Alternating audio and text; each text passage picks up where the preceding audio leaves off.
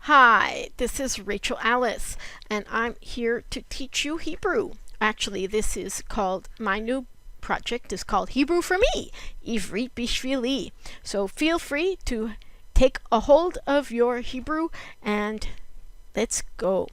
Today we're going to learn the alphabet. And the reason I'm making these series of videos and blog posts is to show you how I would teach you privately. So let's go. All right. Hebrew has letters and vowels. The vowels are either under or next to the letters, and the letters themselves all have the same case. We do not have big letters or small letters in Hebrew. Okay, so now let's learn the alphabet. The first letter is Aleph. Most people say that Aleph has the ah sound, like in English, but I would say that it really is more takes the sound of the vowel that is next to it or underneath it. So if there's an ah vowel, so then we would have the ah like a. But sometimes the letter Aleph will take e or u or o. So we have to pay attention to which vowels is next to the Aleph. The next letter we have is bet. Now bet is always comes the B sound at the beginning of a word, and sometimes it in the middle if it has a beginning of the syllable. So we need to watch out for that dot. Okay, vet is the same meaning as the bet, but this will come at the end of a word or in the middle of a word. A Hebrew word will never start with a vet. It can start with a V sound, and we'll get to that later. Okay, so we have to, the vet is without a dagesh, the dot in the middle. Okay, the next sound letter we have is gimel. This is a g sound. This one also comes with a dagesh, but in modern Hebrew, we don't pronounce it. There are some people who are from Yemen who will pronounce it if they are reading from the Torah, and it will have a g sound, like guffin. But in modern Hebrew, it just is g. And we will put the dagesh in according to the rules of grammar, but we don't pronounce it. The next letter is dalid. This is a d sound, and the dalid maybe looks like a little bit like a door. This also comes with a dagesh or not, but then again in modern Hebrew we don't really say it, and people from Yemen they'll say the th instead of duh when it has the dagesh.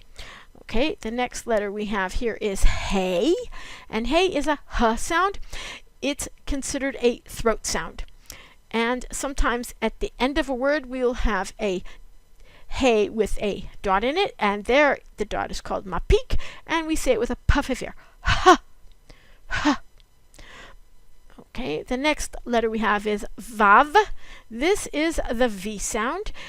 If we have a V at the beginning of a word, like with the word vilon, which means curtain, it will spell it with a vav. But this letter is also can be used to help with writing vowels, and it can be used with the U and O.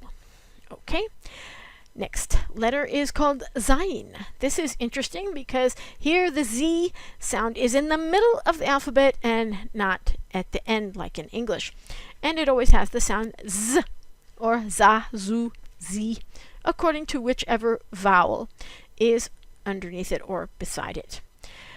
This next letter is chet. Chet is a classical throat sound. We say it with our throat, chet. Okay, and one thing to know about the chet is it never takes a dagesh. Okay, so for the most part doesn't take a shva. We will go into those rules a little bit later, but that's important to remember that now. The next letter is yud. Yud is a y. Also here it's in the middle of the Hebrew alphabet and not at the end. The yud also can be used to help with vowel sounds. Yi, yo, And okay, great. Next is kaf. This comes with a dagesh, which it's a k sound. It is not a throat letter. It has 3 forms. All have the same meaning, but have different sounds depending upon if the letter comes in the beginning of the word, k, or later on, which now it's called chaf. So this is a ch sound, but it is not a throat letter. The chaf is in the back of the palate, on the soft palate on the top of your mouth. Ha. Okay, so sometimes we might have 2 ch sounds, one the chet, ch, and cha. So we make a little bit of a difference there. So this is not a throat sound. It can take a dagesh, then it turns to kaf, and it can take a shva. Okay, the chaf sofit, we have some letters in Hebrew that have final forms, and this is one of them. Sometimes the chaf sofit, the final form, does take a vowel. It can be cha or ch. Okay, the next letter is lamed. Lamed is the L sound. Most of the time this is a very strong letter. In one instance it's weak. We'll get to that. Mem. Mem is a mem, like the M in English. It has 2 forms. The first, this one here that we see, is at the beginning of a word, and the other mem sofit is at the end of the word. But if the M sound is at the end of a word with a mem sofit, it never takes a vowel. Okay, now we have samech. This is an S sound, and it can come in any part of the word. If a word comes from another language, then most likely it might have the S samech as to say the S sound, but it depends. Okay, ayin. Ayin is a throat sound, but many people also say it as if it's interchangeable with the aleph. People from Yemen, maybe they'll ayin with a little bit involvement of the throat. Okay, and this one also does not take a dagesh, except in rare instances, but it can. Okay, tzadi. Tzadi is like a TS, so it can be tsa, tsu, tsi, maybe similar to a Chinese sound. I had a Chinese student tell me that she recognized this sound, so that was very interesting. The tzadi also has a final form which never takes a vowel. Okay, and if we have like a word that ends with the tzadi, so it would be tss at the end of the word. Kuf, this is a K sound, and of course we don't consider it a throat letter. Reish.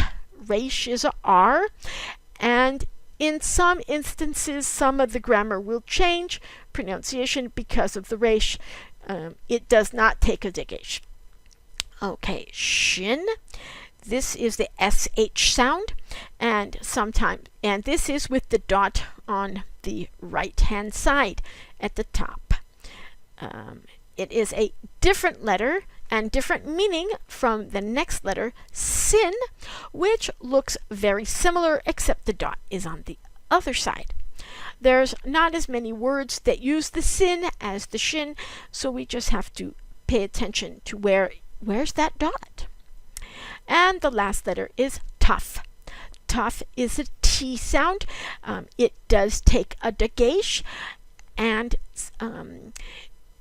it also, so with the dagesh it's ta, and without the dagesh it's considered sa. In modern Hebrew we don't pay that much attention to the pronunciation with the dagesh or not, but with the rules of grammar we do put it, and people from Yemen will say the sa, as well as people from Eastern Europe will say sa too. Okay, so this is our lesson of the Hebrew alphabet. I hope you enjoyed this lesson, and this gave you a lot of information that you might not have gotten just by studying the Hebrew letters. Okay, thank you so much. See you next time with lesson 2. Bye bye.